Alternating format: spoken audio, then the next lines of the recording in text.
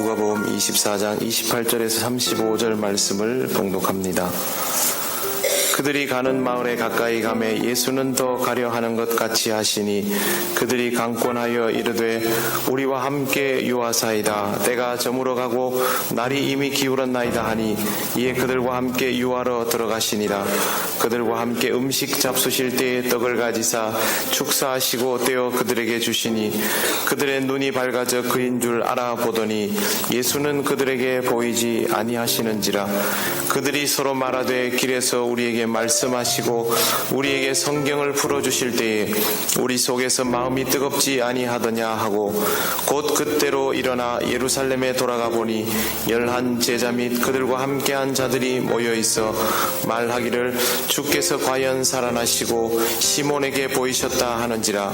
두 사람도 길에서 된 일과 예수께서 떡을 떼심으로 자기들에게 알려지신 것을 말하더라. 아멘. 1년 중에 교회가 바쁠 때가 몇 번 있습니다. 연초라서 바쁘고 여름 수련회가 있으면 바빠지고 추수감사절이 다가오면 또 분주해지고 성탄절 준비도 굉장히 분주합니다. 하지만 그 어느 때보다도 긴장감을 가지고 시간을 보내야 하는 때가 사순절입니다. 고도로 단련된 신앙이 아니면서도 계속 긴장감을 유지해야 하기 때문에 사순절은 우리에게 참 부담스러울 때가 많습니다. 그래서 사순절이 되면 주님을 기억하는 절기가 되게 하겠다고 다짐을 하고서도 제대로 그 긴장감을 유지하지 못할 때가 많습니다. 물론 이런 시도조차 하지 않는다면 부담도 없겠지만 우리가 그 정도는 아니기 때문에 부담은 있습니다. 사순절을 지나고 나면 우리 자신도 모르게 그런 생각을 합니다. 어려운 시간을 보냈구나, 무거운 시간을 보냈구나, 꼭 터널을 지나온 것 같은 그런 마음이 들 때도 있습니다. 솔직히 저도 사순절 지나고 부활주일 맞이하고 나면 이제 숨 한번 쉬겠구나 라는 생각을 합니다. 뭐가 하나 큰 게 지나갔다 싶습니다. 하지만 부활주일은 무언가를 끝내는 자리가 아닙니다. 오히려 그때부터 제대로 된 긴장감을 가져야 할 때입니다. 본격적인 프로스포츠의 계절이 왔습니다. 이제 정규 시즌이 시작이 되었는데 정규 시즌이 되기 전에 시범 경기를 합니다. 이 시범 경기가 주전 선수들에게는 별로 어렵지 않은 자리입니다만 그렇지 않은 사람들에게는 생존 경쟁입니다. 정규 시즌은 이보다 훨씬 더 길고 힘든 싸움이 기다리고 있습니다. 시범 경기 때 긴장을 좀 하다가 시범 경기가 끝나고 주전이 되었다고 프로 선수가 정규 시즌에서 긴장을 풀고 경기에 임했다가는 바로 하루아침에 실업자가 됩니다. 실제로 운동선수들, 프로 선수들 보면 돈도 많이 벌고 좋겠다 싶지 않습니까? 그런데 그 선수들이 자기 기량을 유지하지 못하는 시간이 6개월만 넘어가면 그냥 실업자가 됩니다. 운동선수 자체의 자격도 남아있지 못하는 경우들이 많습니다. 그만큼 어려운 자리이죠. 고난주간이 시범 경기라면 부활절 이후는 정규 시즌과 같습니다. 긴장감을 가지고 그것도 아주 먼 길을 가야 하는 시기입니다. 또한 연습이 아니라 실전입니다. 고난주간은 그에 반하면 연습에 가깝습니다. 우리에게 그리스도의 죽음이 어떤 의미인지 새겨보고 부활이 어떤 의미인지 새겨보는 훈련의 시간이지만 부활주일이 지나고 나면 우리는 부활의 신앙을 가지고 실질적인 삶을 어떻게 살아가야 하는가에 대해서 고민하고 또 부딪혀야 합니다. 그래서 더 이상 연습일 수 없습니다. 여러분은 부활 신앙을 가지고 세상 속에서 부활하신 주님을 믿는 그리스도인으로 사는 것이 무엇인지를 몸소 경험하게 됩니다. 부활 신앙 없이 이 절기를 지킬 수가 없습니다. 예수님은 이미 부활하셨는데 세상은 며칠이 지나도 여전히 예수님의 부활을 몰랐습니다. 예수님께서 부활하신 시절에는 그랬습니다. 제자들도 예외가 아니었습니다. 그들 역시 예수님의 부활을 믿지 못하고 부활에 관한 말씀도 기억 못하고 있었습니다. 예수님은 이 상황을 그냥 두고 보시지 않았습니다. 그래서 제자들에게 나타나셨습니다. 베드로를 포함한 사도들이 여인들이 전하는 부활의 소식을 듣고도 반신반의하는 사이에 예수님께서는 엠마오를 향하여 가던 두 제자에게 나타나셨는데 그들이 예수님을 알아보지 못했습니다. 얼굴을 몰랐느냐? 그건 아니죠. 여기에서 제자라고 하면 12명의 제자는 아니지만 예수님을 꾸준히 따라다니던 사람들이었기 때문에 얼굴을 모를 리는 없습니다. 하지만 성경은 그들의 눈이 가리워져서 알아보지 못했다라고 전합니다. 하나님께서 그들의 눈이 가리워지도록 의도적으로 그렇게 하신 것입니다. 눈으로 보면 단번에 알아볼 수 있는 예수님을 왜 알아보지 못하게 하셨을까요? 예수님의 부활은 눈으로 보아서 확인하는 사건이 아니었던 것입니다. 많은 사람들이 예수님의 부활을 눈으로 확인하고 싶어 합니다. 그러면 믿지 않아도 받아들여지게 될 것이기 때문입니다. 하지만 예수님의 부활은 눈으로 확인하는 사건이 아닙니다. 보아서 될 일이 아니라는 뜻입니다. 그러면 어떻게 해야 할까요? 믿어야 합니다. 그걸 신앙생활이라고 합니다. 예전에 제가 여러분에게 믿는 것의 반대말이 무엇이냐라고 질문을 드린 적이 있습니다. 믿는 것의 반대말이 무엇인지 기억하십니까? 안 믿는 거 말고요. 보는 것이죠. 기억하시니. 믿는 것의 반대말은 보는 것입니다. 믿는다면 보아서 굳이 확인할 필요가 없습니다. 하지만 믿지 못한다면 보아서 확인하려 듭니다. 뒷조사가 이와 비슷한 개념이라고 할 수 있습니다. 수사관이 범인이라고 생각되는 사람이 있으면 용의선상에 놓아두고 계속 조사를 합니다. 하지만 범인이라고 의심되는 사람이 아니면 용의선상에 두고 조사하지 않습니다. 기본적으로 수사관들은 의심부터 해야 하니까 웬만한 사람들은 다 용의선상에 둡니다. 조사가 시작되는 것이죠. 환자가 치료를 받아야 하는데 의사 선생님이 믿을 만하다 싶으면 뚜말하지 않고 자신의 몸을 내어 맡깁니다. 하지만 의심이 가면 그때부터 주변 사람들에게 탐문을 시작합니다. 저 선생님이 잘 고치더냐, 병원비는 많이 안 들더냐, 무섭지 않더냐, 아프게 하지 않느냐, 온갖 질문을 하는 것은 의구심이 생겼다라는 뜻입니다. 예수님의 부활을 확인하고 싶어 하는 것도 마찬가지입니다. 보고 싶다, 믿기 어렵다라는 뜻입니다. 만약 부활을 보려고 든다면, 확인하려고 든다면 여러분은 앞으로도 계속 믿음 없는 상태로 살아가야 할는지도 모릅니다. 하나님께서는 부활을 믿으라고 하셨지 볼 수 있도록 해주시지는 않기 때문입니다. 주님과의 관계는 세상에서 우리가 맛보는 인간관계와는 다릅니다. 얼굴을 마주 대하고 목소리로 대화를 나누고 손을 맞잡고 음식을 나누고 함께 걸어가는 그런 관계가 아닙니다. 주님과의 관계는 신앙생활입니다. 주님을 보는 것이 아니라 믿는 것입니다.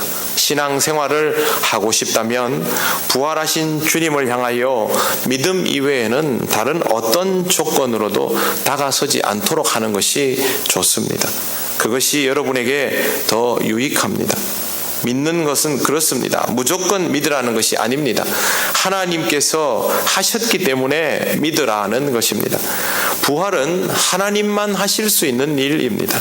그렇기 때문에 부활 사건을 통하여 하나님께서 일하시는 것을 믿고 그것을 받아들이시기를 바랍니다. 하나님의 역사에는 항상 믿음으로 반응하시기 바랍니다. 부활 사건이 믿음의 문제라는 것을 알게 되면 한 가지 깨달아지는 부분이 있습니다. 그건 바로 시간의 제약이 없어진다는 것입니다. 믿음 안에서 부활은 아직 이루어지지 않은 것과 이미 이루어진 것 사이에 차이가 없습니다. 예수님은 부활하실 것이라고 말씀하셨습니다. 그러면 이때부터 이것은 진실입니다. 아직 이루어지지 않았다고 해도 어차피 100% 이루어질 일이기 때문입니다. 하나님 나라는 이제 시작되었습니다. 하나님 나라는 장차 완성될 것입니다. 이 둘의 차이가 있습니까? 없습니다. 이것이 바로 하나님의 방식이고 하나님의 신비입니다. 하나님께서 요셉에게 모든 가족의 경배를 받는 꿈을 꾸게 하셨습니다. 그리고 그 꿈이 실제로 이루어질 때까지 10수년 그 이상이 걸렸습니다. 하지만 요셉이 하나님을 믿는 순간부터 그 꿈은 이미 그의 안에서 이루어진 것이나 다름이 없었습니다. 하나님께서 주신 꿈이기 때문에 요셉은 그것이 당연히 이루어질 것이라고 받아들이고 그걸 기반으로 살아갔습니다. 그래서 요셉은 어떤 상황에도 낙심하지 않고 믿음을 지켰습니다. 노예가 되고 옥에 갇히는 순간에도 실망하거나 두려워하기는커녕 언제나 하나님이 주신 달란트를 최대한 발휘해서 하나님께서 쓰시는 사람답게 살았던 것입니다. 자기의 인생에 여유가 있으면요, 긴장감이 오는 순간에도 자기 역량이 떨어지지를 않습니다. 요셉이 바로 그런 인생의 단면을 잘 보여준 대표적인 인물입니다. 믿음을 가진 자에게는 시간의 차이라는 것이 의미가 없습니다. 부활에 대한 내용이 성경에 기록되어 있는 그 순간부터 이미 부활은 믿는 자에게 현실입니다. 예수님께서 부활을 말씀하신 순간부터 부활은 이미 완벽한 사실입니다. 믿음의 영역에는 이런 법칙이 항상 적용이 됩니다. 내가 부활을 믿는 그 순간부터 부활은 이미 나에게 이루어진 사건입니다. 나는 아직 죽지 않았습니다. 죽어야 부활이 오지 않습니까? 그럼에도 불구하고 죽지 않은 나에게 이미 그 부활이 경험되는 것입니다. 우리는 그 부활을 경험하는 순간부터 어제의 인생을 내려놓고 그리스도 안에서 새 사람을 입으면서 새로운 인생을 살아갑니다. 여러분이 예수님을 믿고 나서 왜 인생이 송두리째 바뀝니까? 왜 옛사람이 죽어버립니까? 부활이 이미 여러분에게 와 있는 것이죠. 시간의 제약이 존재하지 않는 것입니다. 살아남기 위해서 몸부림치는 인생, 그러나 부활을 믿고 그 부활을 경험하는 그 순간부터는 주님을 위하여 죽는 것을 두려워하지 않는 인생이 됩니다.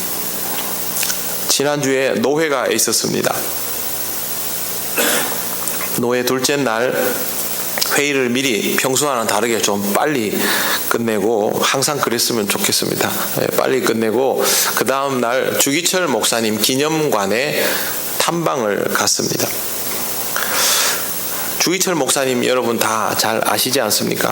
당시 우리나라에서 신직 교육기관으로는 최고라고 불리우는 오산학교와 연희전문학교를 다녔습니다. 그러다가 안질이 원래 있었는데 안질 때문에 고향에 좀 내려와 있었습니다.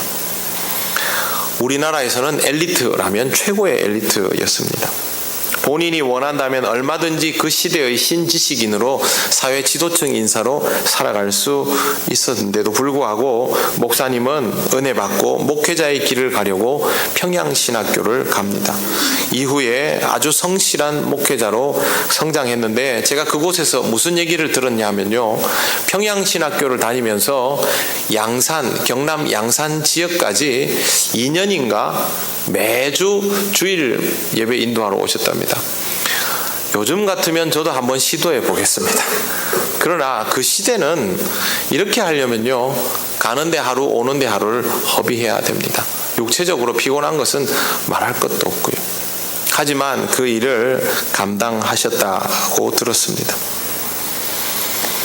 목사님은 훌륭한 목회자가 되셨고 한국교회의 젊은 지도자로 성장을 합니다. 젊은 나이에 우리에게 잘 알려진 평양 산정현 교회 담임, 또 마산에 있는 역사가 오래된 문창교회 담임을 연임하시고 교육에 특별히 열을 많이 올리셨습니다. 그래서 마산 문창교회에서는 어린이 교육관을 그 옛날에 건축을 했는데요, 예배당 건물보다 안 작더라고요. 그러니까 아이들 교육에 얼마나 신경을 많이 썼는지를 건물만 봐도 느낄 수가 있었습니다. 이렇게 교계에 영향력이 있던 분이 신사참배 문제로 고초를 겪기 시작합니다. 굽히지 않으니까 결국에는 주기철 목사님이 고문받아야 할 대표자가 되어버렸고 5년 동안 투옥과 고문이 반복됩니다. 이 시절에 고문은 말할 수 없는 고통이었습니다. 결국 목사님의 약해진 몸은 고문을 견디지 못하고 1944년 해방을 1년 조금 넘게 남겨둔 4월 21일에 감옥에서 세상을 떠나십니다. 이때까지 주기철 목사님은 자신이 죽음을 향해 가는 것에 대해서 두려워하지 않았습니다. 믿음 때문이죠. 목사님의 마지막 말씀이 이겁니다. 하늘에 가서도 교회를 위하여 기도하겠소였습니다. 죽음 앞에서도 평안하셨습니다. 사람들은 다 평안하고 싶어 합니다. 여러분 어떤 상황에서도 평안하고 싶지 않습니까? 그렇다면 부활신앙을 통하여 여러분의 인생에 제약이 없어지고 자유가 주어졌다라는 것을 믿고 또한 누리시기를 바랍니다. 우리가 시간 속에서 쇠약해져가는 육체를 가지고 있지만 시간 안에 갇히지 않는 그런 인생을 살아갈 수 있음을 꼭 기억하시기를 바랍니다. 아직 엠마오로 가는 제자들은 이렇게 기쁨과 평안을 누리는 상태는 아니었습니다. 그동안 믿고 따르던 예수님이 돌아가신 이후에 낙심하고 있었습니다. 이런 그들을 향하여 예수님은 성경 안에 있는 구세주에 관한 이야기, 곧 예수님 자신에 관한 이야기를 해 주셨습니다. 26절, 27절을 보면 그리스도가 이런 고난을 받고 자기의 영광에 들어가야 할 것이 아니냐 하시고 이에 모세와 모든 선지자의 글로 시작하여 모든 성경에 쓴 바 자기에 관한 것을 자세히 설명하시니라. 부활하신 예수님은 낙심하고 있는 제자들을 향하여 자기 스스로를 적극적으로 증거하신 것입니다. 주님은 우리를 사랑하시기 때문에 믿음이 약하여 낙심한 상태에 있는 우리를 그냥 내버려 두시지 않습니다. 우리를 위하여 친히 말씀하시는 분입니다. 성령님은 우리를 위하여 친히 간구하시지 않습니까? 주님의 그 사랑이 여기에도 그대로 드러나는 것입니다. 우리는 엠마오의 제자들처럼 그렇게 주님을 직접 만날 수 없지 않는가라고 생각할지도 모르겠습니다. 하지만 주님이 우리를 찾아오시는 방법이 꼭 육체적이어야 할 필요는 없습니다. 이제 그리스도께서는 영으로 우리에게 오셔서 말씀하여 주십니다. 여러분이 하나님의 말씀을 듣게 되는 모든 자리, 모든 순간이 다 주님께서 오셔서 여러분에게 말씀하는 자리입니다. 주님이 모든 상황 속에서 여러분에게 말씀하시는 것에 귀를 기울이시기 바랍니다. 주의 말씀을 통하여 여러분의 마음에 부활에 대한 희망의 불씨를 되살려 주시면 그걸 소중하게 간직하시기 바랍니다. 이 작은 불씨를 잘 간직해야 합니다. 제자들도 그들의 마음에 조금씩 변화가 일어나는 것을 느끼기 시작했습니다. 그래서 주님께 더 머물기를 청하였고 결국 날이 저물어서 함께 식사의 자리에 앉았습니다. 식사 시간이 되니까 유대 방식에 따라서 제일 높은 사람이, 제일 어른이 떡을 들고 축사하고 떼어서 나누어 줍니다. 예수님께서 그 역할을 하셨는데 그때 제자들의 눈이 밝아져서 주님을 알아보게 되었습니다. 왜 이제 눈이 밝아졌을까요? 왜 이제 알아보게 되었을까요? 믿음의 불씨가 지펴지고 회복되고 나면 보는 것과 보지 못하는 것들의 차이가 의미가 없어져서 그렇습니다.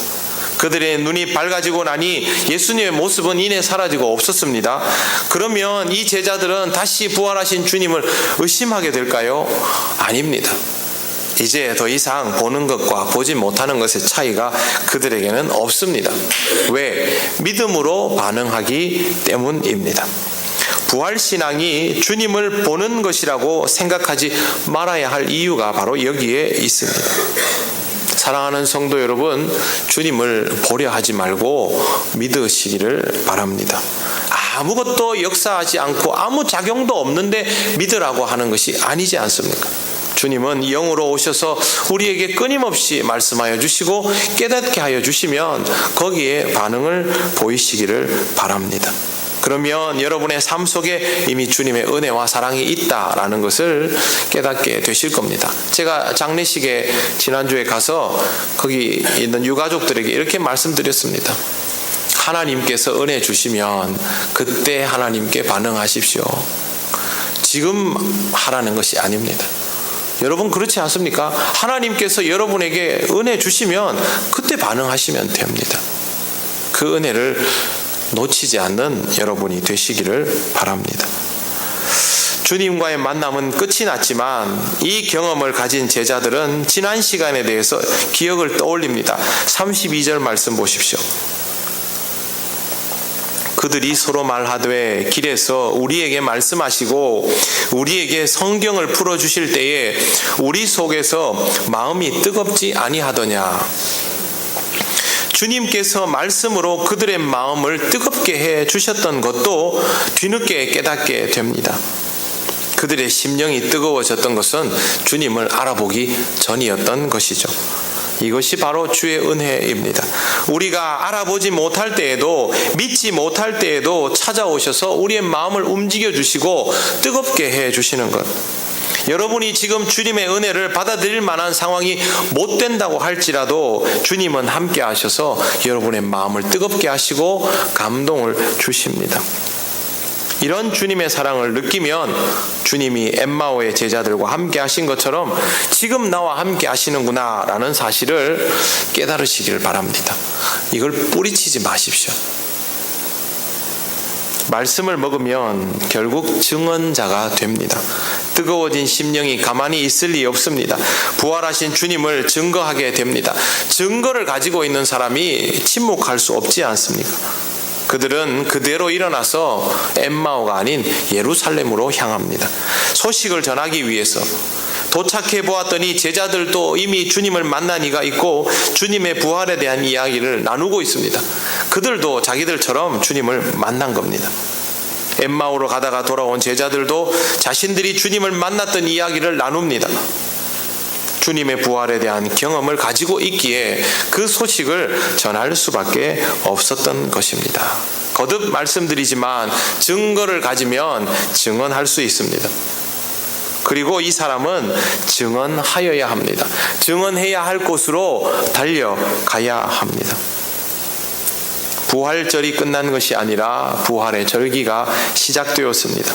주님께서 여러분에게 찾아오셔서 만나 주실 때에 주님과의 만남을 통하여 은혜를 풍성히 경험하시기 바랍니다. 주의 말씀을 듣는 것을 통하여 여러분의 심령이 뜨거워지는 것을 느끼시기를 바랍니다. 그리고 부활하신 주님의 증거를 가지고 주님을 증언하면서 살아가시기 바랍니다. 복음 전하는 것이 어렵지요. 세상 사람들이 잘 듣지 않지요. 그러나 사실 우리끼리 이야기지만 왜 복음 전하는 것이 어렵습니까? 우리가 증인 역할을 못하기 때문 아닙니까? 여러분의 인생에 가장 확실한 것이라면 누구 앞에서도 당당하게 말할 수 있지 않습니까? 여러분의 인생으로 드러나고 있지 않습니까? 그러나 내 인생에 확실한 것이 아니라면 다른 사람이 한 번만 반박해도, 반박할 것을 예상만 해도 아무 말도 못합니다. 그게 바로 오늘 우리의 현 주소입니다. 다시 길을 돌아와 증인으로의 삶을 시작한 이 제자들을 보면서 우리가 가고자 하는 그 길에서 다시 돌아와서 우리가 가야만 하는 그 길에 설 수 있다면 우리는 증인으로서의 삶을 회복할 수 있습니다. 사랑하는 성도 여러분, 부활하신 주께서 우리에게 주셨던 지상 명령을 꼭 기억하시기를 바랍니다. 그리고 여러분과 함께 하시는 주님을 느끼면서 주님에 대한 증거자가 되어 이 땅의 사람들에게, 아직도 주님을 알지 못하는 그분들에게 주의 뜻과 사랑을 전하시는 여러분 되시기를 바랍니다.